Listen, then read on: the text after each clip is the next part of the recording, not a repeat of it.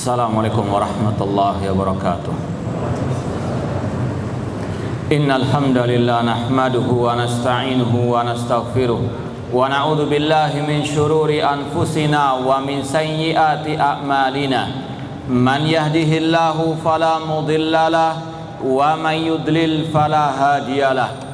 Asyhadu an la ilaha illallah wahdahu la syarikalah wa ashhadu anna Muhammadan abduhu wa rasuluh.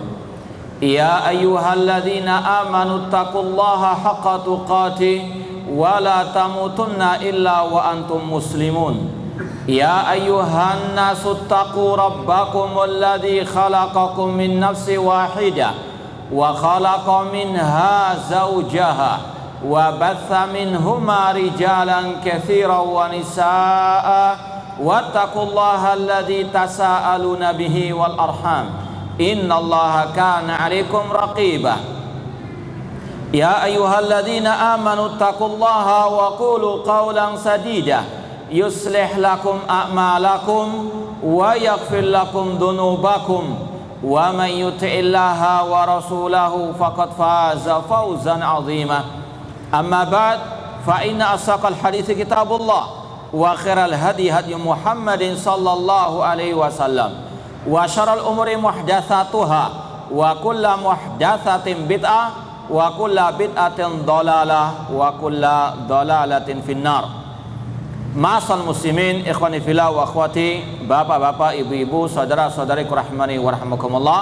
Alhamdulillah, segala puji bagi Allah Subhanahu wa taala yang mempertemukan kita kembali dalam kajian kitab I'tiqad Al-A'immatil Arba'ah, akidah 4 imam ahli sunnah wal jamaah yang disusun oleh Fadilatul Syekh Dr. Muhammad bin Abdurrahman Al-Khumayyiz hafidhallahu ta'ala. Sekarang kita sampai pada pembahasan aqwalul imam Abi Hanifah fil qadar, ucapan Imam Abu Hanifah tentang masalah takdir, atau ini masih berkaitan dengan iman kepada takdir. Sebelum kita baca ucapan beliau, perlu kita berikan sedikit muqaddimah. Yang pertama, bahwasanya sudah kita pahami bersama, iman kepada takdir merupakan salah satu rukun iman. Tidak sah iman seseorang yang tidak mengimani takdir. Orang itu bisa kafir atau murtad kalau dia tidak mengimani rukun iman yang terakhir ini, al-iman bil qadar, ya. Orang mukmin harus mengimani 6 rukun iman. Sebagaimana ketika Rasul ditanya, akhbirni anil iman, beritahukanlah kepadaku tentang apa itu iman. Rasul mengatakan, antu'mina billah wa malaikati wa kutubi wa rusuli wal yaumil akhir wa antu'mina bil qadari khairi wa syarri. Ya, disebutkan 6 rukun iman itu harus ada pada diri seorang mukmin atau mukminah. Dan iman kepada takdir ini ada kaitan erat dengan iman kepada Allah, dengan tauhid. Makanya ini mungkin wallahu a'lam kenapa setelah pembahasan tentang tauhid asma wa sifat kemudian ada pembahasan iman kepada takdir, karena ini ada keterkaitan yang sangat erat, seperti yang diucapkan oleh seorang sahabat Rasulullah SAW yang bernama Abdullah bin Abbas radhiyallahu ta'ala anhuma. Beliau mengatakan, al-qadaru nizamut tauhid. Iman kepada takdir itu porosnya tauhid. Sekali lagi, kata siapa tadi? Abdullah bin Abbas radhiyallahu ta'ala anhuma, bahwasanya iman kepada takdir merupakan porosnya tauhid. Man wahadallaha wa kadzdzaba bil qadar naqadha takdzibuhu tauhidahu. Barang siapa yang beriman kepada Allah, barang siapa yang bertauhid kepada Allah, namun dia mendustakan takdir, maka pendustaannya itu membatalkan tauhidnya. Gak ada manfaatnya tauhidnya kalau tidak beriman kepada apa? Takdir. Saya ulangi lagi ucapan Abdullah bin Abbas radhiyallahu anhuma, bahwasanya iman kepada takdir adalah porosnya tauhid. Barang siapa mentauhidkan Allah namun dia mendustakan takdir, maka pendustaannya terhadap takdir membatalkan tauhidnya. Dan ini pula yang juga disampaikan oleh Abdullah bin Umar radhiyallahu ta'ala anhuma kepada kelompok yang dinamakan oleh Rasul dengan kelompok Qadariyah. Ini sudah pernah kita bahas dahulu, bahwasanya mereka ini mengingkari takdir Allah. Abdullah bin Umar radhiyallahu anhu mengatakan tentang mereka ini, walladzi nafsi biyadihi, demi Allah yang jiwaku ada di tangannya, lau anna li ahadihim misla dhahabin misla uhudin dhahaban fa anfaqahu ma qabilallah hatta yu'mina bil qadar. Seandainya salah seorang dari mereka, kelompok Qadariyah itu, menginfakkan satu gunung Uhud emas, tidak akan Allah terima sampai beriman kepada takdir. Ini kedudukan iman kepada takdir. Dan ini secara global pentingnya akidah. Gak ada manfaatnya sholat, puasa, zakat, haji kalau akidahnya rusak, ya. Maka ini salah satu ciri khas Ahlussunnah wal Jamaah, senantiasa memprioritaskan dakwah kepada al-aqidah as-sahihah, akidah salaf, ya, imam-imam Ahlussunnah wal Jamaah, diantaranya tentang 6 rukun iman tersebut, dan diantaranya iman kepada takdir. Kemudian mukaddimah yang kedua, kata para ulama, iman kepada takdir, ya, itu mencakup 4 hal. Artinya tidak sempurna, tidak sah iman kepada takdir sampai dia mengimani 4 hal. Yang pertama, mengimani ilmunya Allah. Ini yang kita maksud tadi, ada hubungan yang erat dengan tauhid asma wa sifat, yaitu masalah apa? Ilmunya Allah. Wajib kita meyakini Allah mengetahui apa yang belum terjadi, ya, apa yang sedang terjadi, dan apa yang telah terjadi. Bahkan Allah mengetahui apa yang tidak terjadi seandainya terjadi dan bagaimana kejadiannya. Ilmunya Allah meliputi segala sesuatu. Wallahu bikulli syai'in alim. Allah mengetahui segala-galanya. Ya, kata para ulama, alima makana wa ma yakun wa ma sayakun wa ma lam yakun law kana kaifa yakun. Allah mengetahui apa yang telah terjadi, apa yang sedang terjadi, apa yang akan terjadi, dan apa yang tidak terjadi seandainya terjadi dan bagaimana kejadiannya. Kalau mungkin ada yang bertanya, apa maksud Allah mengetahui apa yang tidak terjadi seandainya terjadi dan bagaimana kejadiannya? Contoh, Allah berfirman tentang para penghuni api neraka dari orang-orang kafir, ya. Orang-orang kafir di api, dalam api neraka, mereka menginginkan untuk kembali kepada dunia atau kembali ke dunia.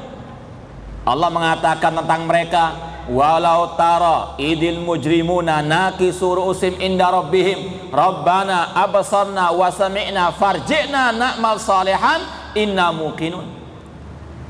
Tidakkah engkau memperhatikan bagaimana orang-orang kafir mereka menundukkan wajah mereka di hadapan Rabb mereka, seraya mengatakan, ya Rabb kami dahulu mendengar, kami dahulu melihat, kembalikan kami ke dunia agar kami bisa beramal saleh, ya.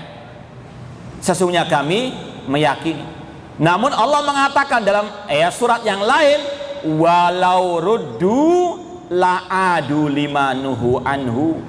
Seandainya mereka dikembalikan lagi ke dunia, mereka tetap, ya, akan kembali kepada kekafiran mereka. Allah tahu apa yang tidak terjadi seandainya apa?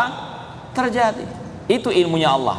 Ini yang wajib diyakini dalam masalah iman kepada takdir. Ya, Allah mengetahui apa yang terjadi kemarin, ya. Sekarang ini juga demikian, Allah mengetahui sekarang ini, ya, siapa yang hadir di sini, siapa yang konsentrasi, yang ngantuk, ya.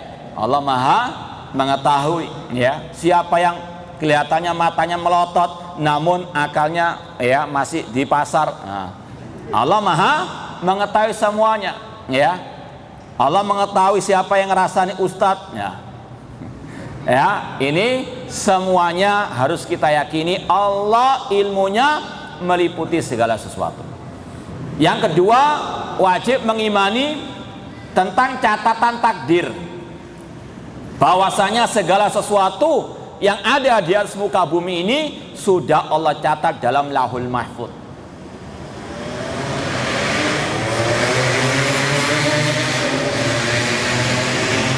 Kemudian yang ketiga, meyakini tentang kehendak Allah. Segala yang terjadi ini dengan kehendak Allah. Dan yang keempat, wajib meyakini bahwasanya semua ini adalah makhluk ciptaan Allah. Dan ini yang juga akan disampaikan oleh Imam Abu Hanifah. Tadi itu sekedar ringkasan, ya, untuk mempermudah, ya, pembahasan. Para ulama meringkas iman kepada takdir mencakup 4 hal ini. Nggak sah iman kepada takdir tanpa mengimani 4 hal tersebut. Dan ini sekali lagi yang akan disampaikan oleh Imam Abu Hanifah rahimahullah ta'ala, dan akan kita sampaikan juga beberapa dalil-dalilnya. Kita baca sekarang ucapan Imam Abu Hanifah rahimahullah ta'ala.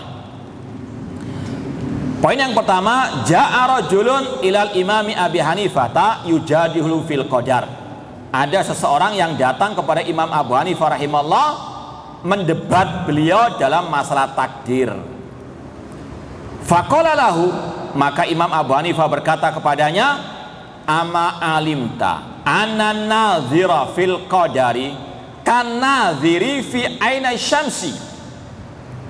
Kata Imam Abu Hanifah, tidakkah, ya, engkau mengetahui bahwasanya orang yang terlalu, ya, istilahnya mendalam-dalami masalah takdir, tentunya tanpa ilmu, ya, terlalu berlebih-lebihan dalam mengorek-ngorek takdir tanpa ilmu tentunya, ini seperti orang yang, ya, melototi matahari di siang bolong. Ada yang bisa? Jangan lama-lama, 10 menit saja. Besok kita ada lomba, mau? Hah? Semakin kita apa? Melototi matahari, semakin apa? Nggak terang, ya. Beda dengan kita apa? Sekilas saja, ya. Ini kata beliau artinya apa? Dilarang kita terlalu, ya, tadi berlebih-lebihan mengorek-ngorek takdir tanpa ilmu atau di luar batasan kemampuan kita. Jangan tiap hari kita berkhayal, ya. Besok saya ini makan apa ya, lusa saya makan apa, jadi apa ya. Terus, ya, merenungkan yang akal terkadang nggak akan sampai kepadanya, ya. Terus, ya, otak hati, kenapa saya ini kok, ya, dari dulu ya seperti ini, ya. Kenapa kok saya ini nggak jadi seperti Imam Syafi'i, ya, khayal terus, ya. Artinya, terus mengorek-ngorek takdir. Ini, ya, sesuatu yang kata Imam Abu Hanifah tidak layak. Semakin kita, ya, tadi mengorek-ngorek masalah takdir yang akal nggak akan sampai kepadanya, maka kita akan menjadi orang yang, ya, bisa gila ataupun tadi buta matanya ketika orang itu apa? Terlalu berlebihan melototi matahari di siang bolong. Ini sebagaimana kata Imam At-Tahawi. Imam Tahawi itu salah satu pengikut mazhab Imam Abu Hanifah. Dalam akidah Tahawiyah, al-akidah Tahawiyah, beliau mengatakan wa aslul qadari sirrullahi ta'ala fi khalqihi. Asal takdir, ya, Itu rahasia ilahi. Itu masalah gaib.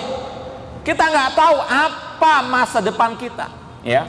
Jangan kita terlalu berlebihan. Besok saya ini makan apa? Insya Allah makan nasi, nggak mungkin makan batu, ya kan? Ini terkadang ada, ya, orang-orang yang terlalu berlebihan dalam apa? Mengorek-ngorek takdir. Kenapa saya kok demikian? Kenapa kok saya ini sudah rajin ngaji, saya kok namun banyak musibah yang menimpa saya? Nanti akan sampai kepada apa? Suudzon kepada Allah, ya. Dulu saya sebelum kenal dakwah sunnah, proyek lancar, ya. Iya, Anda nggak tahu halal haram, semua disikat, ya.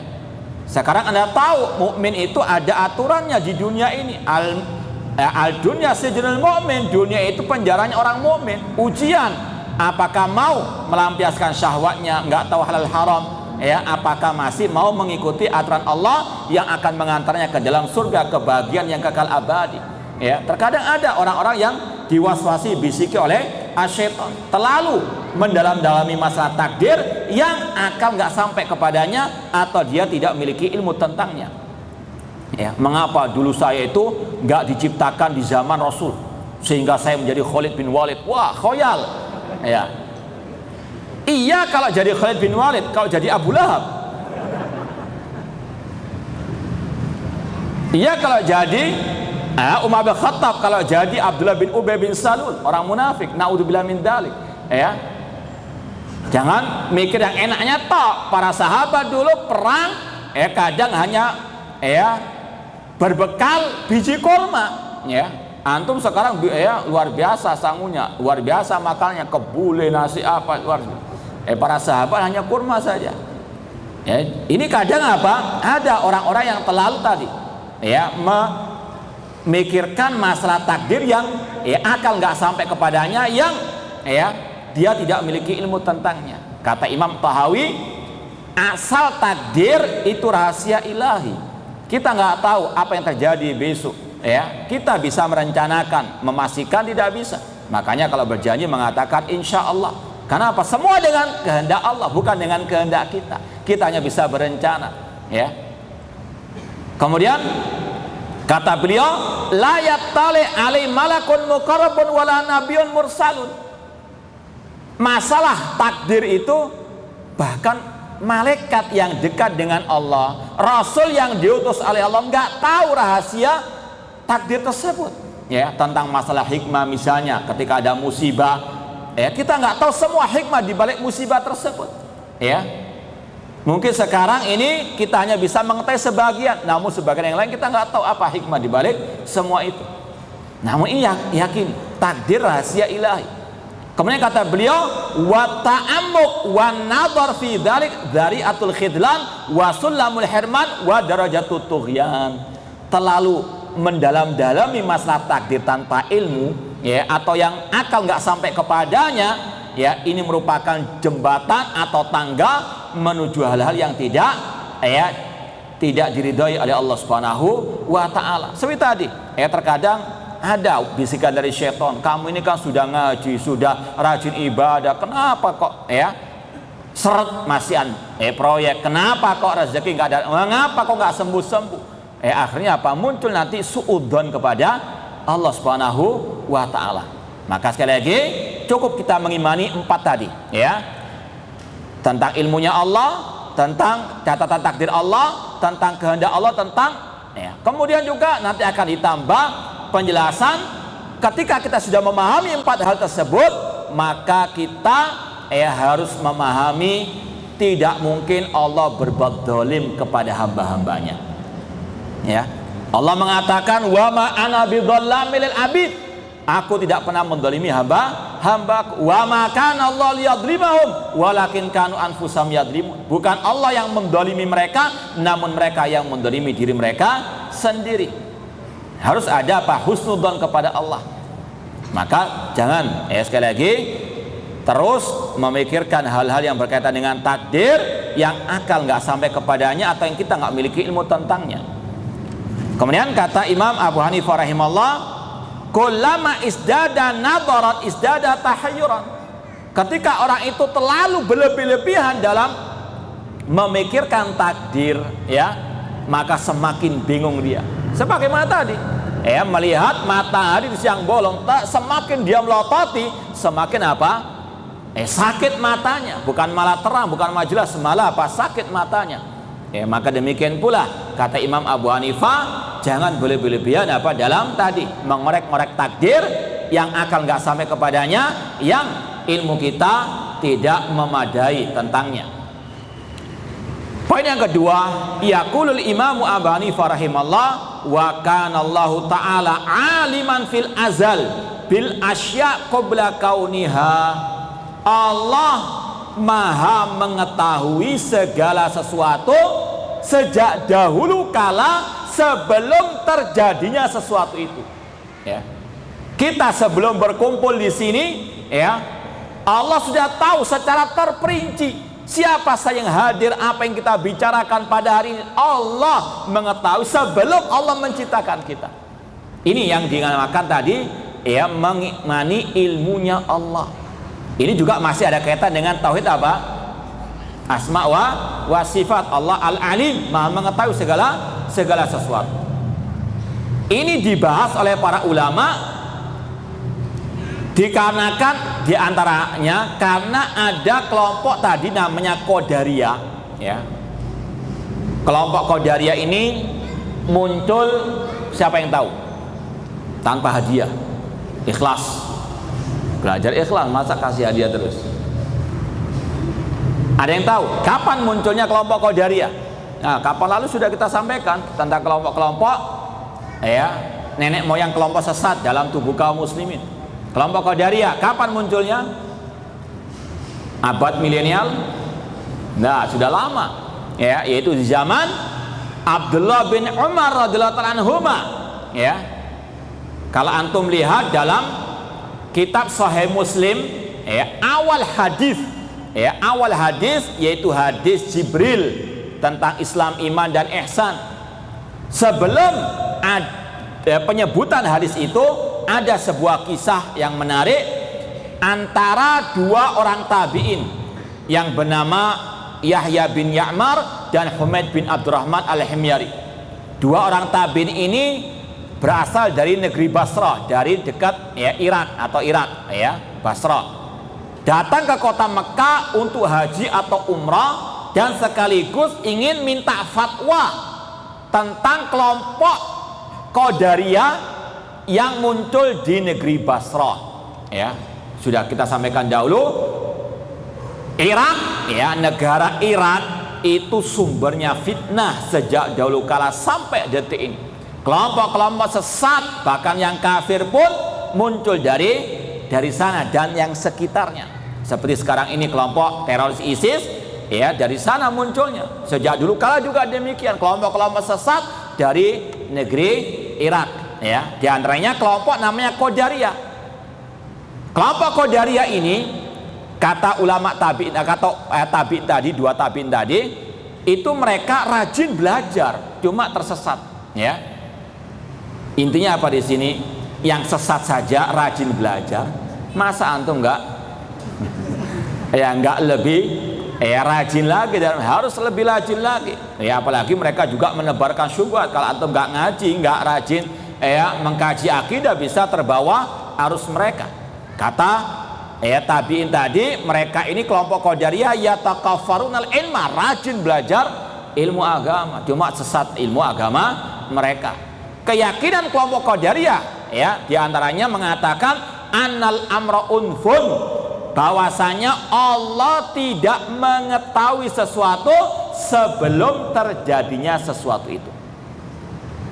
Itu akidah kelompok Qadariyah, bahwasanya Allah tidak mengetahui sesuatu sampai terjadinya sesuatu itu, alias dulu Allah itu jahil, tidak tahu, ya. Kalau kita contohkan, ya, menurut versi mereka, Allah nggak tahu kemarin, ya, hari Kamis kemarin, Allah nggak tahu berapa yang datang di sini sekarang ini. Setelah kita kumpul baru Allah tahu. Ini adalah apa? Tuduhan keji kepada Allah. Makanya Abdullah bin Umar tadi menvonis kelompok Qadariyah itu kafir. Sebagaimana kata Imam An-Nawawi dalam Syarah Sahih Muslim, Abdullah bin Umar ketika mengatakan seandainya salah seorang dari mereka punya satu gunung Uhud emas diinfakkan, disedekahkan, enggak ya mendapat pahala sama sekali, tidak diterima. Karena apa? Mengingkari salah satu kandungan iman kepada takdir, yaitu tentang apa? Tentang apa?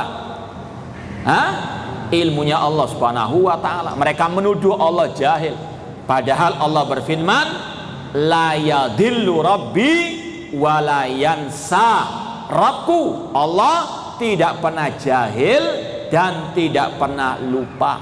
Ilmunya Allah tidak didahului oleh ketidaktahuan dan tidak akan diiringi oleh kelupaan. Ini sudah kita sampaikan pada pembahasan tauhid asma wa sifat. Poinnya intinya tadi, harus kita yakini Allah Maha mengetahui segala-galanya, tidak tersembunyi bagi Allah sesuatu apapun. Dan ini yang sekali lagi diingkari oleh kelompok Qadariyah dan juga oleh kelompok Syiah Rafidhah. Kelompok Syiah Rafidhah punya akidah kufur, yaitu akidah al-bada. Bukan badak ya, badak.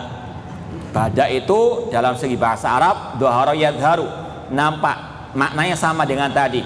Mereka menuduh Allah itu tidak mengetahui sesuatu sampai terjadinya sesuatu itu. Dan tadi sudah disampaikan, Abdullah bin Umar menvonis mereka murtad, keluar dari al-Islam karena menuduh Allah dengan tuduhan keji, Allah jahil, naudzubillah min dzalik. Poin yang ketiga, qala ya'lamullahu ta'ala al-ma'duma fi halati adamihi ma'duman wa ya'lamu annahu kaifa yakun idza aujadahu. Allah mengetahui sesuatu yang tidak ada pada waktu tidak adanya, dan Allah mengetahui bagaimana dia menjadikan itu apa? Ada. Ya, misalnya kita manusia 50 tahun yang lalu, kalau saya kalau antum mungkin sudah ada 5 tahun yang lalu sudah ada, lebih tua berarti misalnya 100 tahun yang lalu kita tidak ada, Allah Maha tahu, memang kita belum Allah ciptakan. Hal ata alal insani hinum minad dari lam yakun syai'an madhkura. Apakah telah datang kepada manusia masa-masa yang dulunya dia tidak ada sama sekali. Allah Maha mengetahui segala sesuatu yang tidak ada ketika tidak ada, dan Allah mengetahui bagaimana dia menjadikannya ada. Ini sekali lagi ilmunya Allah meliputi segala sesuatu. Wa ya'lamullahu ta'ala al-mawjud fi hali wujudi. Allah Maha mengetahui sesuatu yang sudah ada ketika ada. Wa ya'lam kaifa yakunu fana, dan Allah mengetahui bagaimana sesuatu itu musnah. Seperti manusia, dulunya tidak ada, Allah sudah mengetahui, kemudian Allah ciptakan. Kemudian Allah matikan. Segala itu, proses segala itu Allah mengetahui. Tidak ada yang tersembunyi bagi Allah, segala sesuatu. Ini yang harus betul-betul diyakini. Poin yang pertama, mengimani ilmunya Allah. Kalau kita sebutkan banyak dalilnya di antaranya firman Allah, wa indahu mafatul ghaibi la ya'lamuha illa huwa wa ya'lamu ma fil barri wal bahri wa ma tasqutu min waraqatin illa ya'lamuha wa la habatin fi dhulumatil ardi wa la radbin wa la yabisin illa fi kitabin mubin. Di sisi Allah lah perbendaharaan ilmu gaib. Tidak ada yang bisa mengetahuinya kecuali Allah. Dia mengetahui apa yang di daratan, di lautan, terperinci apa saja binatangnya, apa saja hewannya, apa saja makhluknya. Allah mengetahui secara terperinci. Dan dia mengetahui daun-daun yang berguguran, berapa jumlahnya, kemana berserakan. Antum saja bisa tidak ngitung berapa hari ini daun berguguran dari depan jalan itu? Bisa tidak ngitung? Secara tepat, jangan perkiraan. Secara tepat, nggak ada yang bisa mengetahui kecuali Allah Subhanahu wa ta'ala. Kemana berserakan, kemana jatuhnya, Allah mengetahui segala-galanya. Demikian pula tidaklah biji-bijian di kegelapan bumi, tanah, kecuali Allah telah mengetahui dan telah mencatatnya di lauhul mahfuz. Itulah ilmunya Allah Subhanahu wa taala. Dan ini kalau kita imani akan apa? Menanamkan dalam diri kita muraqabatullah, merasa selalu diawasi oleh Allah Subhanahu wa taala. Akan ada al-ihsan an ta'budallaha ka'annaka tarah fa illam takun tarah fa innahu yara. Al-ihsan adalah engkau beribadah kepada Allah seolah-olah engkau melihat Allah, namun jika engkau enggak melihat Allah, yakini Allah melihatmu. Allah mengetahui apa yang kita perbuat, apa yang kita ucapkan. Makanya dahulu ulama salaf pernah mengatakan, silahkan kalian berbuat maksiat namun di tempat yang tidak diketahui oleh Allah. Ada yang tahu tempat mana yang tidak diketahui Allah Ta'ala? Kita kasih hadiah. Ada? Hah? Mustahil. Ya, ini sekali lagi kalau kita mengimani hal ini membuahkan rasa muraqabatullah, selalu merasa diawasi oleh Allah Subhanahu wa taala. Kemudian kata Imam Abu Hanifah rahimahullah, poin yang keempat, yaqulul Imam Abu Hanifah rahimahullah wa qadaruhu fil lauhil mahfuz, dan takdirnya Allah tertulis di dalam al-lauhul mahfuz. Al-lauh itu lembaran, al-mahfuz itu yang dijaga, ya, yaitu catatan takdir Allah di lauhul mahfuz. Ya, bagaimana bentuknya wallahu taala a'lam, ya, ini masalah gaib. Namun harus diyakini semuanya sudah Allah catat, ya, di dalam lauhul mahfuz 50.000 tahun sebelum penciptaan langit dan bumi. Dalam Sahih Muslim Rasul mengatakan, innallaha kataba maqadirul khalaiq qabla an yakhluqas samawati wal arda bi khamsina alfasana. Sesungguhnya Allah telah mencatat semua takdir makhluk 50.000 tahun sebelum penciptaan langit dan bumi. Ya, sebelum Allah menciptakan langit, jauh-jauh sebelum itu, Allah sudah mencatat, ya, berapa yang kumpul di sini, apa yang kita bicarakan, semua terperinci Allah telah catat, ya. Rasul mengatakan, rufi'atil aqlam wa jaffatis suhuf, telah diangkat pena takdir dan telah kering tinta. Yang sudah ditulis dalam lauhul mahfuz tidak mungkin bisa berubah. Ini yang harus kita apa? Yakini. Rasul mengatakan, ma asabaka lam yakun yukhti'aka. Apa yang Allah catat dalam lauhul mahfuz, ya, untukmu dari kenikmatan atau atasmu dari musibah, tidak akan mungkin meleset.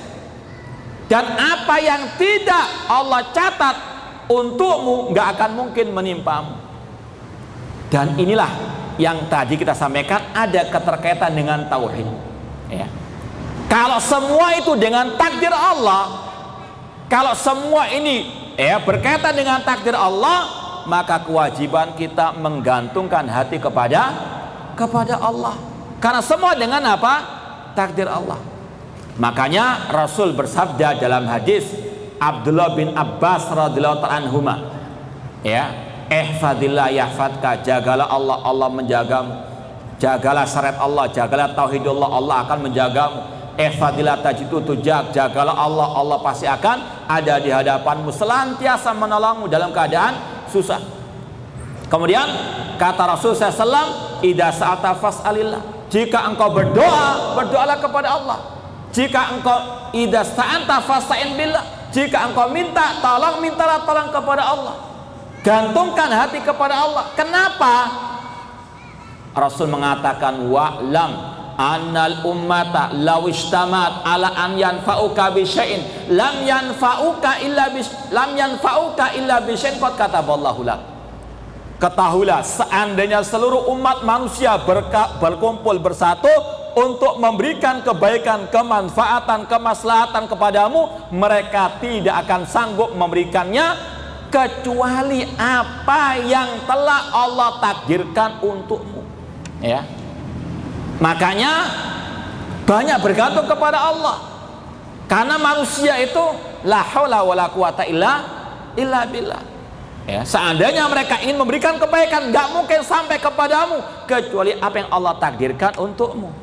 Makanya apa? Banyak bergantung kepada Allah, jangan bergantung kepada manusia, karena manusia bisa mati, manusia bisa, ya, berubah, dulunya baik sekarang jahat, dulunya teman sekarang musuh, dulunya kawan sekarang menjadi lawan, bisa berubah, ya. Maka bergantung kepada Allah. Demikian pula sebaliknya kata Rasul, walau istama'u ala an yadurruka bisyai'in lam yadurruka illa bisyai'in qad kataballahu alaik.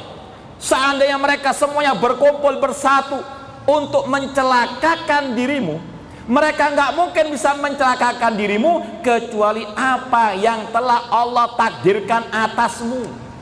Semuanya dengan takdir Allah. Maka banyak-banyak bergantung kepada Allah, berharap hanya kepada Allah, tidak takut kecuali kepada Allah Subhanahu wa ta'ala. Ini buah kalau orang itu mengimani takdir, betul-betul menggantungkan hati kepada Allah. Karena iman kepada takdir ini porosnya at-tauhid, ya. Makanya Rasul mengakhiri hadis tersebut dengan mengatakan rufi'atil aqlam, pena takdir sudah diangkat, telah kering apa tinta-tinta takdir. Maka kalau kita mengimani seperti ini, hati kita tenang. Kita ada musibah apapun, ya sudah, kita yakin ini sudah takdir Allah, ya. Ngapain kita stres? Ya, kita stres pun nggak mungkin bisa menghapus musibah tersebut, ya. Malah bertambah. Yakin sudah takdir Allah. Kalau sudah Allah takdirkan pasti terjadi. Nggak mungkin kita bisa lari dari takdir Allah. Namun yakini Allah pasti punya hikmah di balik musibah tersebut. Kadang kita bisa menalarnya, kadang kita nggak bisa menalarnya, ya. Sebagaimana kata Allah kepada para malaikat, inni a'lamu ma la ta'lamun, aku mengetahui apa yang kalian tidak ketahui. Namun husnudzon kepada Allah, ya. Kalau ada musibah ini mungkin ya, tanda Allah cinta masih kepada kita. Innallaha idza ahabba qauman ibtalahum, apabila Allah ya mencintai sekelompok orang, Allah akan menguji mereka. Mungkin ini tanda Allah ingin mengampuni dosa kita, karena Rasul mengatakan tidaklah ya sesuatu musibah menimpa seorang muslim, bahkan sampai duri yang menyentuhnya, menyakitinya, mengganggunya, itu bisa menghapus dosanya, ya. Banyak lagi hikmah-hikmah yang lainnya, ya. Contoh, ya, kasus yang kemarin terjadi, ya, misalnya ada kecelakaan pesawat, ya, berapa orang yang tertinggal, ya, namun ya dia akhirnya tahu apa hikmah dibalik dia ditinggal pesawat, ya. Bahwasanya kalau dia nggak terlambat dia ikut mati karena pesawatnya jatuh. Awalnya pahit, sedih ditinggal pesawat, ya. Namun ketika dia tahu bahwasanya dengan dia terlambat Allah menyelamatkan dirinya, luar biasa rasa bersyukurnya kepada Allah. Kita nggak tahu apa hikmah dibalik takdir Allah Subhanahu wa ta'ala. Cuma yakini Allah nggak mungkin berbuat zalim kepada kita. Namun yakini sekali lagi apa yang Allah takdirkan nggak akan mungkin meleset. Makanya tugas kita dalam kehidupan di dunia ini, kata Rasul, simpel sebetulnya. Ihris ala ma yanfa'uka wasta'in billah. Ini tugas kita sekarang ini. Bersemangatlah, berantusiaslah dalam menggapai yang bermanfaat dalam urusan dunia maupun akhirat. Jangan malas-malasan, semangat, ya, dalam bekerja, berusaha, ngaji, dalam belajar, beribadah yang bermanfaat, semangat, ya. Wasta'in billah, minta tolong kepada Allah. Ini tugas kita, ya. Yaitu bersemangat, berantusias menggapai yang bermanfaat, minta tolong kepada Allah. Itu sudah kewajiban kita sehari-hari, itu sudah jadikan patokan. Semangat dalam beribadah, bekerja, beramal saleh, berbuat kebaikan, minta tolong kepada Allah. Jangan sombong, jangan sok, minta tolong kepada Allah dalam hal yang kecil maupun yang besar. Kemudian kata Rasul, walau asabaka syai'un fala taqul law kana kadza la kana kadza wa kadza. Kalau engkau ditimpa musibah, ya, jangan mengatakan seandainya aku tadi nggak pergi, nggak akan kecelakaan. Jangan. Itu sudah Allah takdirkan, nggak mungkin bisa meleset, ya. Harus diimani seperti itu, ya. Kemudian kata Rasul, ya, walakin kul qadarullah. Kalau engkau ditimpa musibah, katakan ini sudah takdir Allah, ya. Walakin kul qadarullah wa ma syaa fa'al. Katakan ini sudah takdir Allah, dan ya apa yang Allah kehendaki pasti terjadi. Kalau orang mukmin, ya, seorang manusia, seorang hamba punya keyakinan seperti ini, hatinya apa? Tenang, ya. Apapun yang menimpa dirinya sudah Allah takdirkan, sudah. Yang penting saya sudah berusaha yang baik, ya, minta tolong kepada Allah, terjadilah apa yang akan terjadi. Tawakal kepada Allah Subhanahu wa taala, ya. Makanya dahulu para sahabat ketika mengimani seperti ini, nggak pernah mereka terkena apa? Stres dan sebagainya, ya, nggak ada frustasi dan sebagainya. Karena apa? Beriman kepada takdir Allah Subhanahu wa taala, ya. Kemudian kata Rasul, li'anna law taftahu baba syaitan atau amalan syaitan, karena ucapan seandainya dalam bab ini membuka perbuatan atau pintu-pintu syaitan. Kalau saya tadi nggak pergi, nggak bocor ban saya, nggak kecelakaan dan sebagainya, terus seperti itu akan apa? Menimbulkan stres. Ini awal-awal apa? Benih-benih kena frustasi, gila, dan bahkan bisa bunuh diri. Naudzubillah min dzalik. Imani sudah Allah catat dalam Lauhul Mahfuz, dan apa yang Allah sudah catat tidak mungkin bisa apa? Meleset. Nah, kemudian poin yang kelima, kita lanjutkan insyaallah ba'da salat, setelah salat isya insyaallah kita lanjutkan lagi. Wallahu taala alam. Assalamualaikum warahmatullahi wabarakatuh. Alhamdulillah wassalatu wassalamu ala Rasulillah wa ala alihi wa ashabihi wa man walaha ma ba'd. Kita lanjutkan kembali kajian I'tiqad al-a'immatil arba'ah tentang ucapan Imam Abu Hanifah rahimahullah yang berkaitan dengan takdir. Pada poin yang kelima, waqala, Imam Abu Hanifah berkata, wa nuqirru bi anna Allah ta'ala amara bil qalami an yaktuba faqala. Kami Ahlussunnah wal Jamaah mengikrarkan, meyakini, mengimani bahwasanya Allah Ta'ala telah memerintahkan pena takdir untuk menulis takdir semua makhluk. Faqala al-qalam, ketika Allah perintahkan kolam untuk menulis, pena takdir berkata, madza aktub ya Rabbi, apa yang aku tulis wahai Rabbku. Faqala Allah Ta'ala, Allah pun berfirman, uktub ma huwa kainun ila yaumil qiyamah, tulislah segala sesuatu yang terjadi sampai hari kiamat.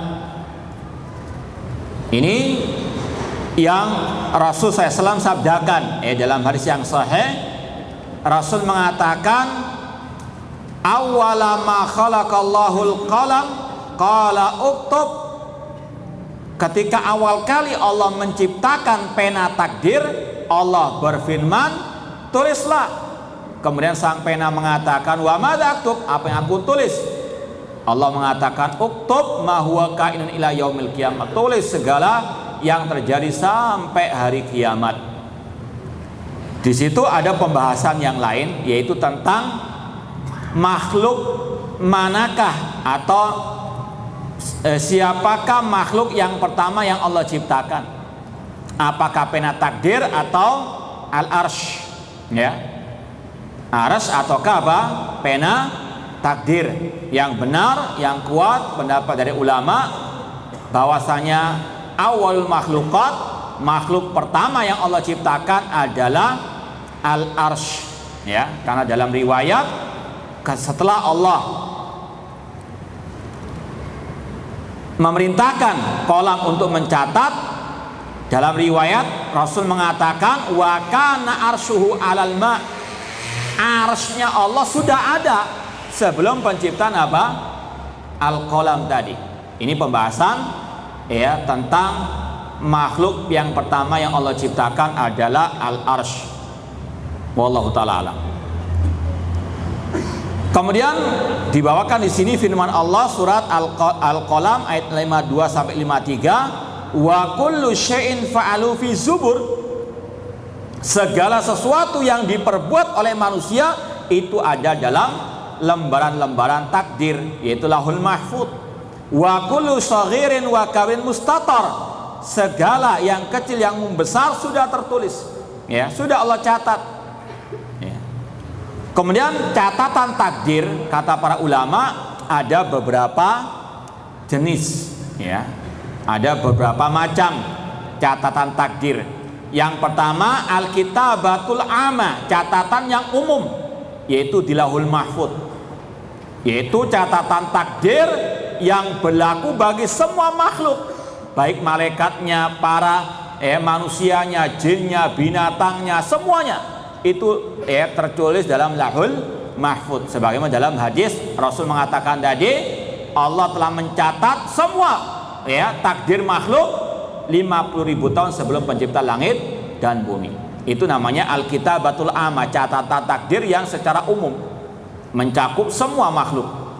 Yang kedua al-kitabatu al-umriyah, catatan seumur hidup manusia, yaitu ketika seorang manusia masih berupa janin dalam rahim ibunya. Sebagaimana dalam hadis Abdullah bin Mas'ud radhiyallahu anhu, Rasul mengatakan, atau Abdullah bin Mas'ud mengatakan, haddatsana Rasulullah SAW wa huwa shadiqul masduq. Rasul dahulu menyampaikan kepada kami dan beliau itu benar dan wajib dibenarkan. Inna ahadakum yujma' khalqu fi batni ummihi arba'ina yawman nutfatan summa yakunu mudghatan summa yakunu 'alaqatan mithla dzalik. Rasul mengatakan sesungguhnya penciptaan salah seorang di antara kalian itu pertama kali berupa air mani sperma yang dalam 40 hari berubah menjadi segumpal darah, kemudian 40 hari berikutnya menjadi segumpal daging. Ketika sudah usia 120 hari maka Allah mengutus malaikat, kemudian wayanfukhu fi ruh, malaikat meniupkan ruh, maka janin yang sudah usia 120 hari, kalau gugur misalnya keguguran, usianya sudah 110 hari, berarti dia sudah seperti manusia, ada ruhnya, maka diperlakukan seperti manusia, dikubur dan seterusnya. Kemudian kata Rasul SAW, malaikat diperintah yu'mar bi arba'i kalimat, kemudian diperintahkan mencatat 4 takdir manusia. Bikat bi rezeki, tentang rezekinya. Rezeki mencakup harta, tahta dan wanita. Jodohnya, kapan datangnya, itu pasti sudah ada catatannya. Yang sekarang masih jomblo, sabar. Kalau memang ada jodohnya, ya sudah, sabar dulu. Kalau memang nggak ditakdirkan kawin, ya insya Allah di surga. Sabar. Kemudian tentang apa? Wa bikat birizkihi wa ajali, tentang ajalnya sudah Allah takdirkan kapan matinya. Kemudian wa amali, amal perbuatannya, wa syakun au sa'id, dia sengsara ataupun bahagia. Sudah Allah catat ketika dia sudah masih berusia 120 hari dalam perut ibunya. Sudah Allah catat. Ini takdir seumur hidup manusia itu. Dan ini nggak bertentangan yang dengan di Lauhul Mahfuz. Yang di Lauhul Mahfuz itu secara umum, ini perincian per orang-orangnya. Kemudian yang ketiga al-kitabatu al-hauliyah, catatan setiap tahunnya, yaitu ketika malam Lailatul Qadar Allah mencatat takdir makhluknya setahun kemudian. Misalnya kita ini berkumpul sekarang ini, catatan takdirnya sudah Allah tulis ketika Lailatul Qadar di bulan Ramadan kemarin sampai Ramadan besok, itu sudah Allah tulis juga. Sebagaimana dalam ayat surat Ad-Dukhan, Allah mengatakan inna anzalnahu fi lailatin mubarakah, sesungguhnya kami menurunkan Al-Quran di malam yang diberkahi, yaitu malam Lailatul Qadar. Fiha kullu amrin, Allah mengatakan pada malam Lailatul Qadar tersebut kami istilahnya mencatat semua takdir sampai tahun berikutnya.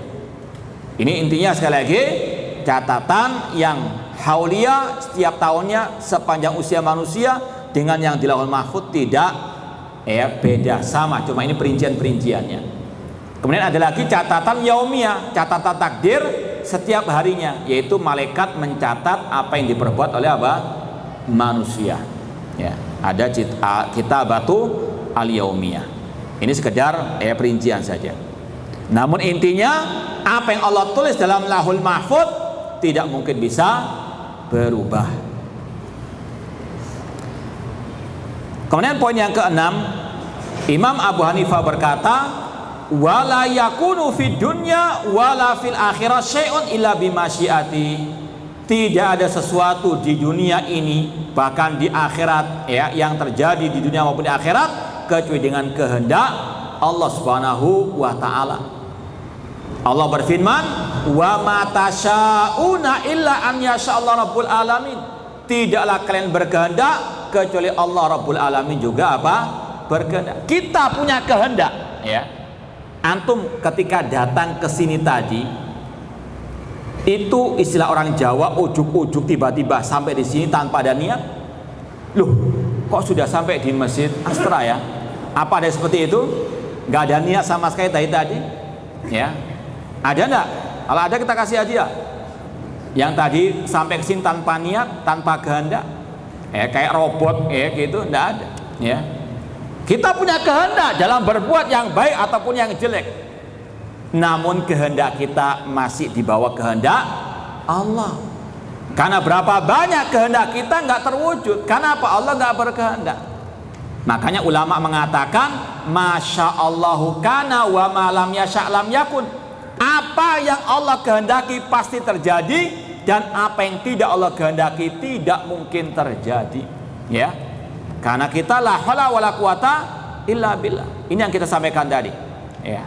Cuma perlu disampaikan di sini, namanya kehendak Allah itu ada dua macam. Kehendak kauniyah dan kehendak syar'iyah. Apa kehendak kauniyah itu? Yaitu kehendak Allah yang pasti terjadi, namun tidak mesti Allah cintai kalau terjadi. Kehendak apa? Kauniyah.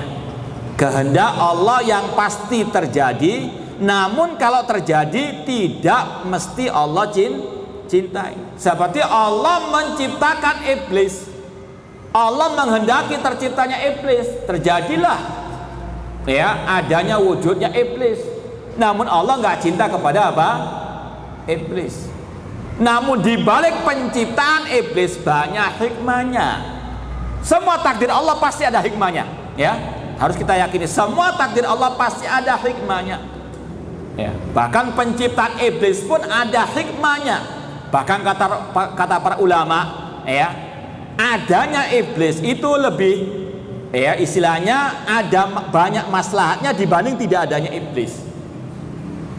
Memang akal nggak bisa menalar, cuma yakini pasti, ya, dalam takdir Allah itu pasti ada banyak baiknya. Kalaupun ada jeleknya itu sedikit, ya.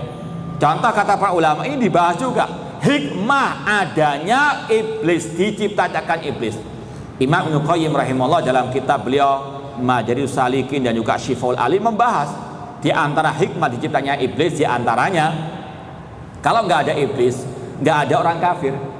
Kalau nggak ada orang kafir nggak ada jihad fisabilillah. Sedangkan jihad itu apa? Zirwatu sanami al-Islam. Ya, kalau nggak ada jihad nggak ada syuhada yang mati syahid.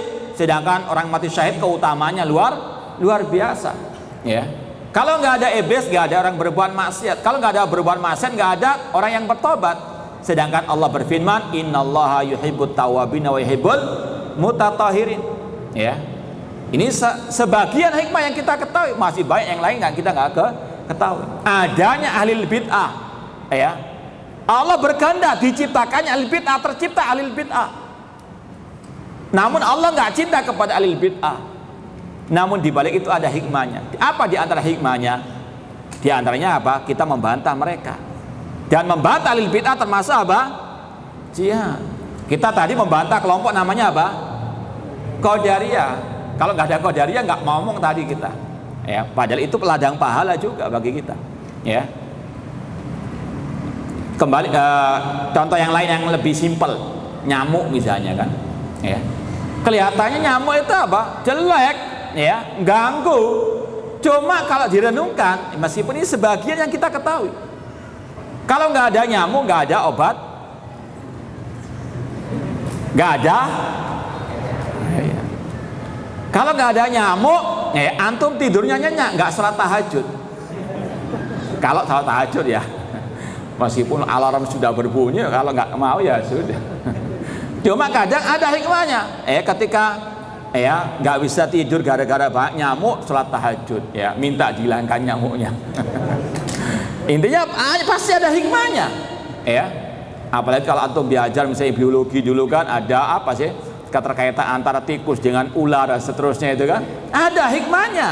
Nggak ada sesuatu yang sia-sia Allah ciptakan. Cuma memang akal nggak semuanya bisa menalarnya. Cuma yakin pasti ada hikmahnya. Allah menghendaki terciptanya tadi iblis, sesuatu yang kelihatannya jelek, namun di balik itu pasti ada baiknya. Intinya ada kehendak yang namanya kehendak kauniyah yang pasti terjadi. Namun kalau ketika terjadi tidak mesti Allah cintai.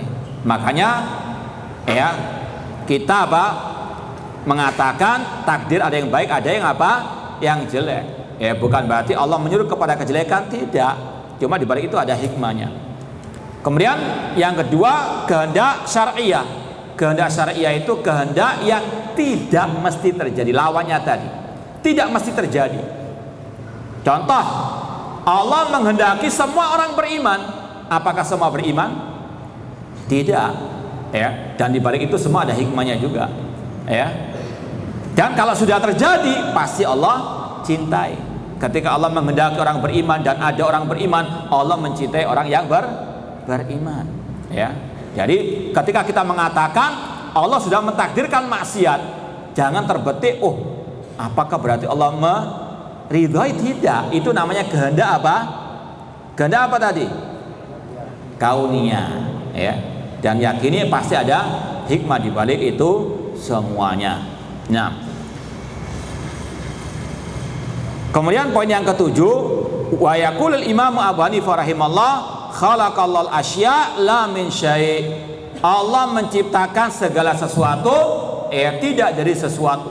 Artinya ini yang kita sampaikan tadi, poin yang keempat. Semua ini adalah ciptaan Allah. Kita adalah ciptaan Allah dan perbuatan kita ciptaan Allah. Allah khaliqu kulli syai'. Allah yang menciptakan segala sesuatu. Wallahu khalaqakum wa ma ta'malun. Allah yang menciptakan kalian dan amal perbuatan kalian. Ini disampaikan oleh para ulama untuk membantah juga kelompok Qadariyah yang mengatakan manusia itulah yang menciptakan perbuatannya sendiri. Dan ini masih ada ustadz-ustadz dai-dai yang masih mengatakan ada perbuatan manusia yang tidak Allah takdirkan, alias manusia itu yang mentakdirkan sendiri perbuatannya. Ini ucapan yang sesat. Ini ucapan kelompok Qadariyah. Makanya Rasul pernah bersabda, al-Qadariyah itu majusu hadil ummah. Kelompok Qadariyah itu majusinya umat ini. Kenapa demikian? Rasul menyamakan Qadariyah dengan majusi karena agama majusi meyakini adanya dua Tuhan. Tuhan cahaya, Tuhan kebaikan, dan yang kedua Tuhan kegelapan, Tuhan kejelekan. Kelompok Qadariyah mengatakan yang baik Allah yang menciptakan, yang jelek manusia yang menciptakan. Maka mereka diserupakan dengan kelompok Qadariyah. Ahlussunnah mengatakan semua ini ciptaan Allah. Makanya Rasul mengatakan antu minabil qadari khairihi wa syarri. Allah yang menciptakan yang baik maupun yang jelek. Di balik itu ada hikmahnya. Namun bukan berarti Allah menyuruh untuk berbuat kejelekan. Kita ini Allah yang ciptakan. Allah menciptakan kita. Namun kadang manusia menggunakan anggota tubuhnya untuk kebaikan, ada pula yang untuk kejelekan. Contoh yang ini walillahil masalah, bukan menyerupakan Allah dengan makhluk, tidak, sekedar mendekatkan kepada pemahaman. Seperti misalnya HP ini diciptakan oleh pabriknya, secara asal dia untuk ke arah kebaikan. Cuma kalau ada yang menggunakan dalam kejelekan, apakah yang disalahkan pabriknya? Tidak. Ya, ini sekedar pemahaman saja bahwasanya ya manusia itu ada kehendak untuk dia berbuat apa? Kejelekan, meskipun secara asal dia diciptakan oleh Allah Subhanahu wa taala. Allah nggak memerintahkan dia berbuat apa? Kejelekan. Ya, dan sekali lagi di balik itu semuanya ada hikmahnya. Maka sekali lagi tugas kita ya simpel saja, yang penting berbuat kebaikan dalam urusan dunia maupun akhirat, minta tolong kepada Allah Subhanahu wa taala. Ya, semoga Allah Subhanahu wa taala menjadikan takdir kita semuanya takdir yang baik di dunia maupun di akhirat. Nanti insyaallah kita lanjutkan lagi di pertemuan yang akan datang. Wallahu taala alam. Ya, kita ya tolong cukup sudah ya. Pertanyaannya satu sudah. Nah. Apa yang dimaksud perbedaan atau yang perbedaan qada dan qadar? Ini seperti iman dan Islam, ya. Kalau istilahnya bersatu maknanya berpencar, berbeda. Kalau berpencar maknanya bersatu. Al-qada wal qadar itu kurang lebihnya samalah, takdir Allah, ya. Namun kalau dibedakan, al-qada, ada yang mengatakan al-qada itu apa yang ditulis dalam Lauhul Mahfuz. Kejadiannya ya di lapangan itu namanya al-qadar. Paham ya? Dan itu saling terkait ya. Atau ada yang membalik, al-qadar yang di Lauhul Mahfuz, al-qada yang terjadi di lapangan. Ya, itu saling terkait. Ya, kalau simpelnya qada wal qadar ya sama, artinya apa? Takdir Allah Subhanahu wa taala. Apakah menyesali perkara maksiat yang dilakukan termasuk terlarang? Tidak. Yang terlarang itu dalam masalah musibah, ya. Karena apa? Karena musibah itu kita nggak punya pilihan. Ada nggak orang yang minta diberi musibah, memilih musibah? Nggak ada. Ya, makanya ada istilah ulama itu, apakah manusia itu mukhayyar atau musayyar, diberi pilihan atau dia istilahnya tidak diberi pilihan, dipaksa? Jawabannya apa? Hah? Hah? Diberi pilihan. Ada lagi yang jawab lagi? Masya Allah, ini yang benar, diperinci ya. Ada yang memang dia itu diberi pilihan, yaitu masalah ketaatan kemaksiatan, ada pilihan ya. Makanya tidak boleh dia berhujah dengan takdir dalam masalah maksiat. Nggak usah kamu nasihati anak, memang anak sudah Allah ciptakan sebagai ya pecandu narkoba ya. Nggak usah ya dinasihati, sudah memang takdir saya seperti ini. Ini sekedar teori ya, jangan dipraktekkan. Coba tempeleng, pelak, ya kan? Marah nggak dia kira-kira? Hah? Kalau dia marah sampaikan, jangan marah, itu takdir Allah. Ini sekedar ya teori ya, jangan dipraktekkan saja. Ini gambaran akan batilnya orang yang berhujah dengan takdir dalam masalah maksiat. Dan itu ada kisahnya, Umar bin Khattab pernah mau motong tangan pencuri. Sang pencuri mengatakan, tenang, sabar dulu wahai amral mukminin, saya ini menjadi pencuri karena takdir Allah. Maka beliau mengatakan, demikian pula saya potong tanganmu dengan takdir Allah. Ya nggak bisa. Kenapa? Dalam masalah maksiat orang itu punya pilihan. Kalau diberi hukuman memang pantas ya. Namun dalam masalah musibah orang nggak punya pilihan. Makanya dalam masalah taat maksiat orang itu mukhayyar, ada pilihan. Namun dalam musibah orang itu nggak punya apa? Pilihan. Makanya kalau ada musibah ya sudah, katakan takdir Allah ya, nggak bisa kita lari. Namun dalam masalah maksiat kita masih punya pilihan untuk lari dari maksiat ya. Makanya kalau maksiat silakan Anda tobat dengan tobat nasuha, di antaranya menyesali perbuatan apa? Maksiat tersebut. Adapun masalah musibah ya sudah, jangan sampai mengatakan seandainya ya, karena ini sudah kita nggak punya pilihan, sudah serahkan semuanya, tawakal kepada Allah, minta tolong kepada Allah, dientaskan musibah tersebut. Nah,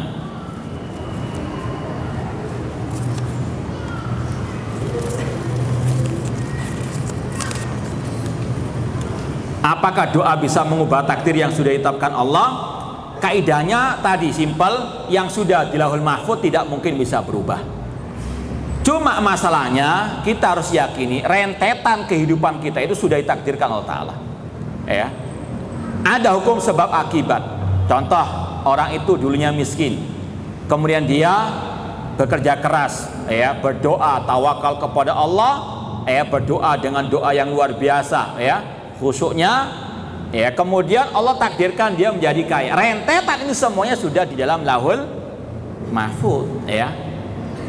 Jadi itu yang harus dipahami dulu, ya. Tidak mungkin yang di Lauhul Mahfuz bisa apa? Berubah. Makanya karena kita nggak tahu apa yang di Lauhul Mahfuz, tugas kita ini berusaha, ya, beramal soleh, bekerja yang keras, ya, tawakal kepada Allah, minta tolong kepada Allah, terjadilah apa yang akan terjadi. Sudah, nggak usah mikir-mikir apa yang di Lauhul Mahfuz, ya, nggak sampai akal kita. Cukup kita beriman, bertawakal, bekerja keras dan seterusnya, ya. Yakini Allah nggak akan mungkin menyia-nyiakan usaha kita. Nah, apakah ini maksud dengan takdir mubron dan takdir mu'allaq? Ya, ini ada ungkapan ulama, takdir mubron yang sudah dicatat dalam Lauhul Mahfuz nggak mungkin bisa berubah.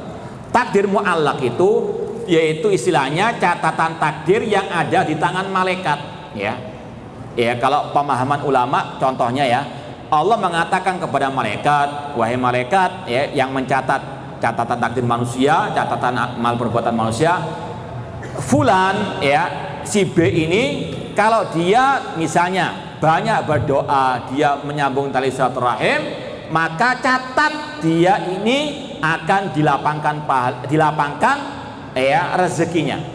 Kalau apa? Ada kata-kata apa? Kalau dia apa? Menyambung tali silaturahim, kalau banyak berdoa akan apa? Dibentangkan, berikan apa? Kelancaran dalam rezekinya. Kalau tidak, ya, persempit rezekinya. Itu ada kata-kata, ya, seandainya. Karena malaikat tidak tahu yang apa? Yang gaib. Namanya apa? Takdir mu'allaq. Itu penjelasan tentang tadi catatan takdir harian. Malaikat tidak tahu, ya, apa yang terjadi pada diri apa? Manusia. Ini sekedar pembedaannya saja. Teman saya berkeyakinan Allah tidak adil, naudzubillah min dzalik, ya, karena Allah menciptakan orang kafir, ya. Apakah salat saya sah jika saya salat menjadi makmumnya? Yang pertama, urusan kafir mengkafirkan ini urusan berat, ya. Rasul mengatakan, man qala li akhi ya kafir faqad ba'a bi ahaduhuma. Barang siapa mengatakan kepada saudaranya muslim wahai kafir, dosa pengkafiran bisa kembali kepada salah seorang di antara keduanya. Tugas kita menasihati, wa tawassabil haq wa tawassabi as-sabr, ya. Namun kalau kita ragu, ya salat di tempat yang lain, ya. Cuma mengkafirkan ini berat, ya. Bisa jadi dia mengatakan itu karena emosinya atau enggak, ya, waktu itu dia agak gila misalnya, ya kan? Perlu dibawa ke rumah sakit jiwa dulu. Artinya, ya, kafir mengkafirkan, ucapannya sesat, bahkan bisa kufur. Cuma orangnya enggak masih apa? Kafir. Itu akidah Ahlussunnah atau kaidah Ahlussunnah wal Jamaah. Bagaimana menggunakan kata seandainya atau untungnya yang dibolehkan? Yaitu yang dilarang. Ya, kita membahas yang dilarang saja. Yang lainnya boleh selain ini. Yaitu apa? Seandainya dalam masalah apa tadi? Ya, menyesali musibah yang telah apa? Terjadi. Seandainya saya nggak pergi tadi, nggak kecelakaan, seandainya ini nggak boleh, ya. Selain itu boleh. Seandainya saya, ya, punya uang 1 miliar, ya, saya bagikan sekarang kepada jamaah sekarang ini, amin. Nggak apa-apa, itu niat yang baik, ya. Insya Allah niat yang baik tetap dapat pahala meskipun belum bisa apa? Terwujud. Niat terus yang baik, ya. Itu kata para ulama, insya Allah dapat pahalanya, ya. Itu seandainya yang apa? Jadi selain yang tadi itu dibolehkan. Nah, namun tentunya apa? Yang maknanya tidak menyelisih syariat. Nah,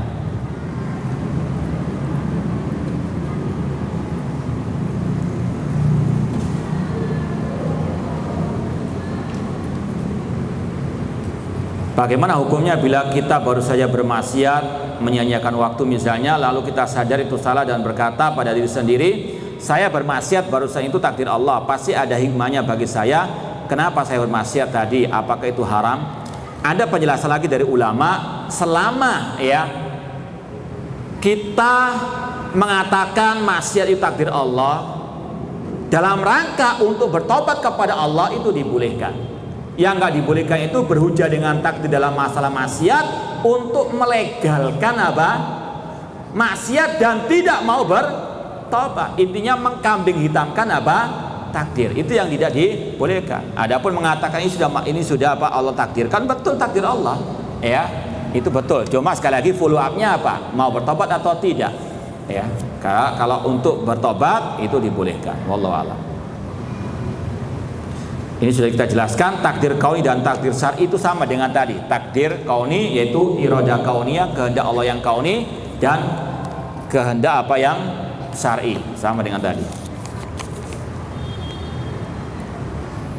Makan sembelihan orang kafir ada yang bilang haram. Lalu kenapa Rasul memakan daging kambing orang Yahudi yang isinya racun? Ya, ini yang pertama ungkapannya keliru. Ya, maka sembelihan orang kafir, yang dimaksud orang kafir ini ahlul kitab, itu halal. Wa ta'amul ladina utul kitaba halal lakum. Jelas dalam surat Al-Maidah Allah mengatakan sesembelihan ahli kitab itu halal bagi kalian. Ya. Maka kalau misalnya ahli kitab, orang Nasrani, Yahudi jualan nasi ayam misalnya, nggak usah tanya halal apa haram. Halal secara asal. Kecuali kalau antum melihat dia menyembelihnya bukan dengan nama Allah. Kalau itu jangankan orang Yahudi, orang Nasrani, orang Muslim pun haram kalau dia menyembelihnya bukan karena apa? Allah. Secara asal sesembelihannya Alkitab Allah katakan halal. Sebagaimana sesembelihannya orang apa? Muslim. Alkitab ya, kalau orang musyrik yang lain tidak. Nah.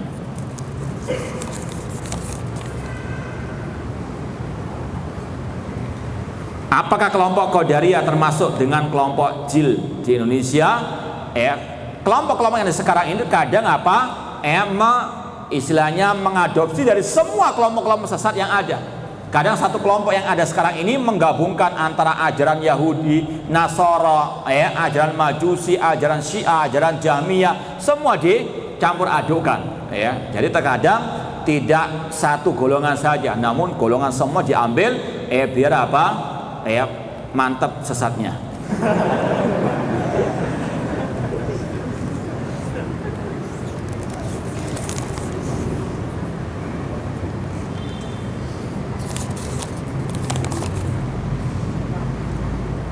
Apakah benar tidak salat Jumat 3 kali itu keluar dari Islam? Tidak benar ya. Bahkan menurut pendapat yang rajih, salat wajib 5 waktu jika ditinggalkan pun nggak mengeluarkan dari Islam. Imam Syafi'i yang berpendapat demikian, dan itu yang rajih insyaallah.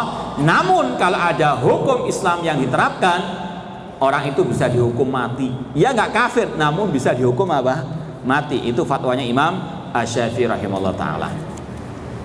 Namun bukan berarti kalau begitu nggak usah salat Jumat 3 kali, nggak apa-apa. Bukan itu masalahnya. Bedakan antara apa? Mengatakan kafir dengan apa? Meremehkan. Tidak kafir, cuma tetap hukumannya berat.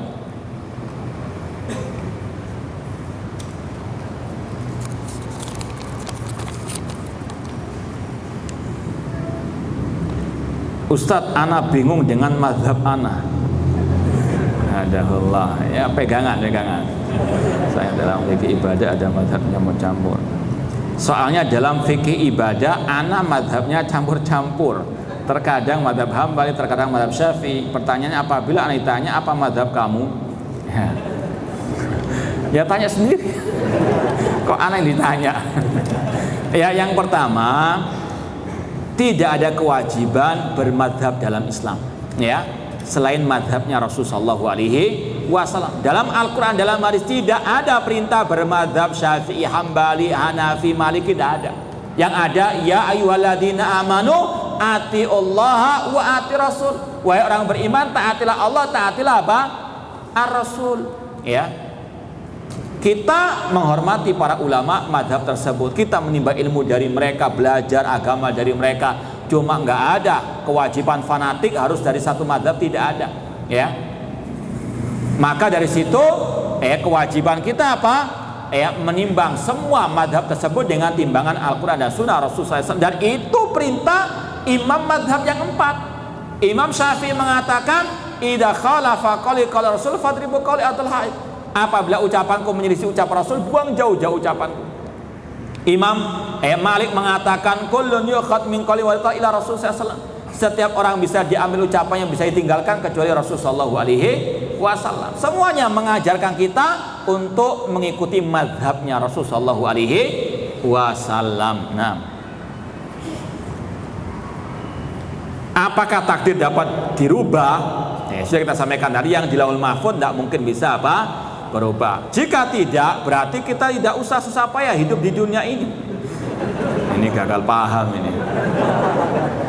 Karena semua sudah ada takdirnya. Ya mungkin tadi ngantuk-ngantuk nggak paham ya. Kita pahamkan lagi daripada salah paham, gagal paham, bahaya.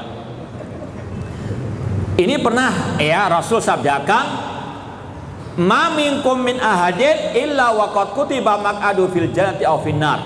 Tidaklah salah seorang di antara kalian kecuali sudah ditulis, dicatat, ditentukan tempat tinggalnya di surga atau di neraka. Kita mohon kepada Allah, semoga Allah masukkan kita ke dalam surganya, menjauhkan kita dari api nerakanya. Kata Rasul, semua manusia sudah Allah catat sekarang ini tempat tinggalnya di surga atau di neraka.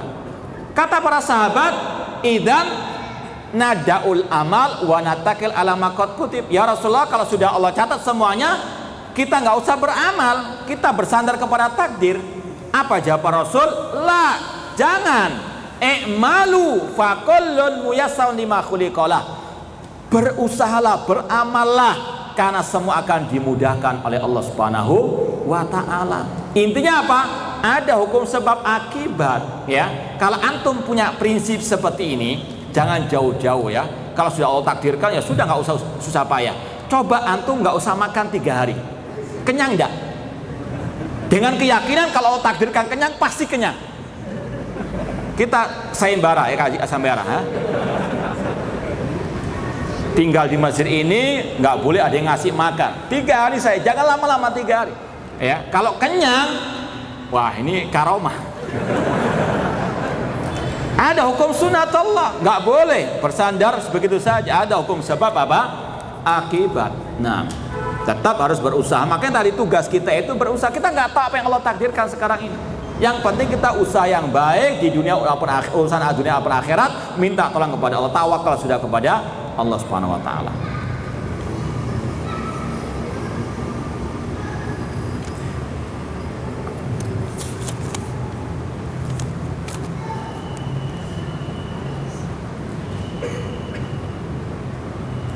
Ini juga sama, seandainya jodoh, kematian, kehidupan, kekayaan, kemiskinan sudah ditakdirkan, apa berarti apa yang telah kita lakukan berusaha itu percuma saja? Nggak percuma ya.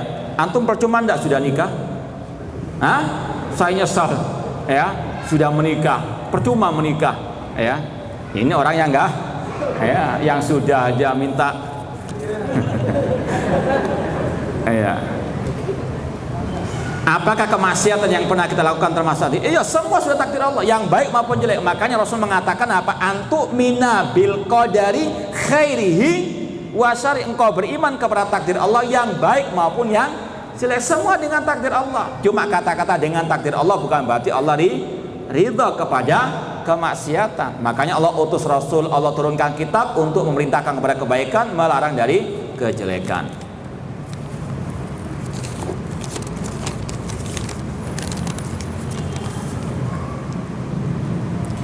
Ana sedang futur, beri ana nasihat agar tidak futur lagi dan tetap istiqomah. Yang pertama, kata ulama ya secara ringkas saja, kiat istiqomah, tidak futur, ikhlaskan ibadah karena Allah.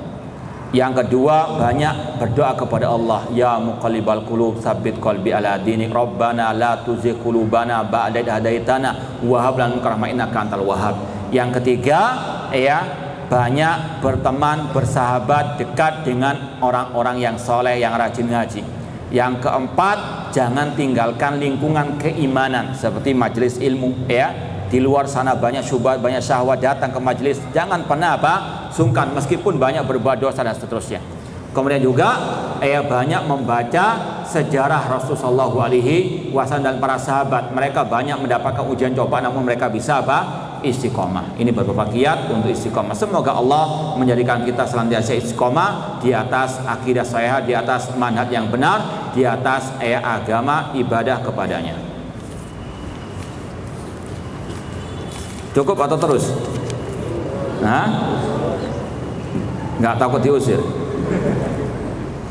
Saya mau tanya, apa takdir jodoh itu bisa berubah? Ya, sekali lagi yang sudah di lauh mahfud nggak bisa berubah. Namun kalau pilihan antum bisa berubah, ya kan? Kehendak antum bisa apa? Bisa berubah. Nah, yang cuma yakini yang sudah Allah tulis dalam lauh mahfud nggak mungkin bisa apa? Berubah. Nah,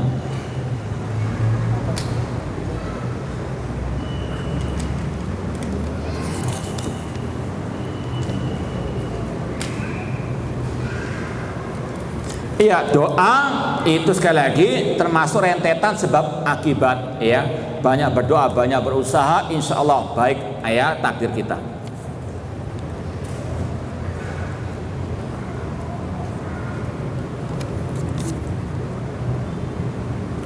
Ini pertanyaannya mirip-mirip masalah doa merubah takdir. Ya, sekali lagi yang sudah lalu mahfud itu nggak bisa berubah.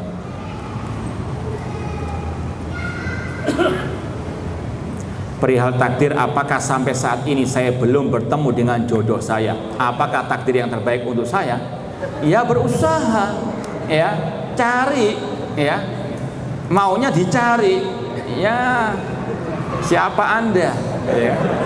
Jangan terlalu RPD, ya. Ya, laki-laki cari, ya. Perihal umur saya sudah cukup dan siap, ya sudah. Khawatir jika lama bertemu dengan jodoh saya malah jadi dosa. Ya sudah tahu gitu kok nggak cepet-cepet. Ini hashtagnya jumlo fisabilillah. Ya.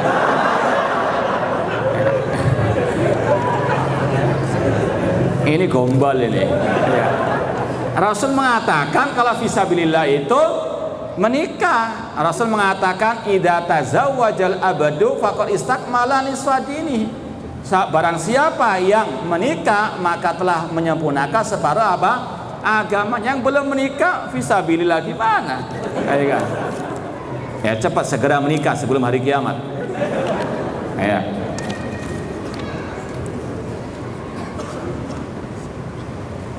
Oh, ini pertanyaan yang lebih dahsyat lagi. Kalau seorang wanita menjadi istri kedua, apakah takdir Allah? Iya, itu takdir Allah dan itu yang terbaik bagi, ya, keduanya kalau memang betul-betul di atas syariat Allah Subhanahu wa taala. Sekali semua takdir Allah Subhanahu wa taala. Maka kalau sudah takdirkan ya sudah, jangan menyesali. Ya, hadapi dengan apa? Sabar, insyaallah ya itu sebagai ladang pahala ya baginya di dunia wal akhirah. Apa perbedaan jamaah salaf dengan jamaah tabligh? Oh, perbedaannya seperti sama wasumur. Ya, kalau salaf itu yang pertama dakwanya akidah shahihah. Seperti kita sekarang ini, nggak ada di jamaah mereka ngajar apa? Akidah Imam 4, ya. Kemudian dakwanya kita di atas ilmu. Nggak boleh jadi ustadz salafi tanpa apa? Ilmu. Kalau mereka baru hijrah langsung ikut keliling dunia, ya, rekreasi. Nah, tidak ada. Ya, beda sekali, ya.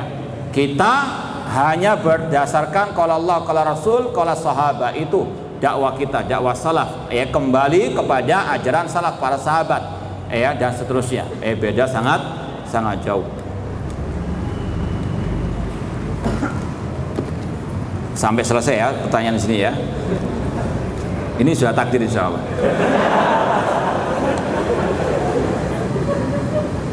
Ini juga sama pertanyaannya. Ini karena banyak jomblo tadi nih. Salahkah jika Anda menunda-nunda pernikahan? Ya, kalau memang Anda sudah siap, kemudian Anda tidak menikah sedangkan Anda banyak jatuh ke dalam dosa, itu salah. Ya, makanya ada hukum-hukum masalah menikah. Di antaranya yang wajib yaitu mereka-mereka yang sudah siap menikah namun nggak menikah, namun dia banyak berbuat dosa. Ya, ini sekali lagi suatu kesalahan besar. Nikah itu indah, nikah itu nikmat. Ya, Anda menyesal kalau apa terlambat menikah, ya. Maka segera bertobat. Nah, segera menikah. Apa hukumnya taklid kepada imam mazhab? Tidak boleh taklid fanatik kepada imam mazhab. Bahkan imam mazhab sendiri melarang kita taklid kepada mereka. Seperti yang kita sampaikan tadi dalam ucapan-ucapan mereka, ya. Karena sekali lagi manusia siapapun ada kekeliruan. Para imam-imam ada kekeliruan. Kalau kita fanatik kepada mereka, kita akan jatuh ke dalam kekeliruan, kesalahan.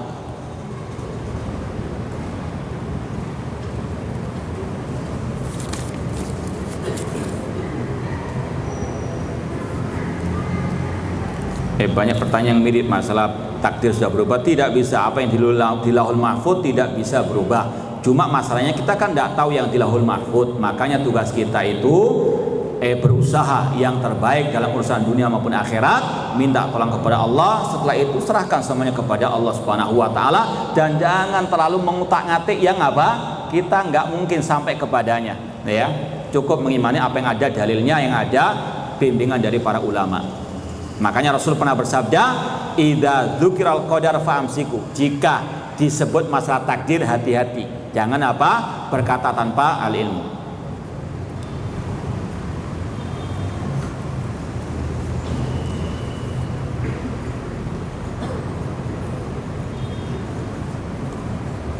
Ya, saya rasa sudah cukup yang bisa kita sampaikan pada pertemuan malam hari ini. Kurang lebihnya mohon maaf. Wa jazakumullahu khairan atas perhatiannya. Aku qouli hadza wa akhiru da'wana anil hamdulillahirabbil alamin. Wassalamualaikum warahmatullahi wabarakatuh.